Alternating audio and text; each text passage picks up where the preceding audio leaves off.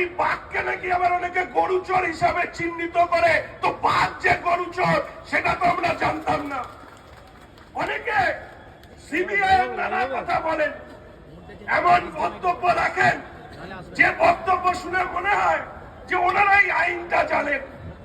আপনাদেরকে জানিয়ে রাখতে চাই, লালু প্রসাদ যাদব 1996 সালে পশু খাদ্য কেলেঙ্কারিতে অভিযুক্ত হয়।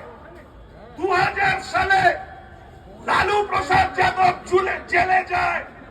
2002 সালে রাবড়ি দেবী মুখ্যমন্ত্রী হন।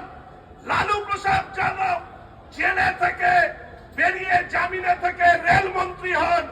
আর 2017 সালে এনডিএর গভর্নমেন্টের সময় এই লালু প্রসাদ যাদব তার শাস্তি প্রমাণিত হয়, দোষী প্রমাণিত হয়।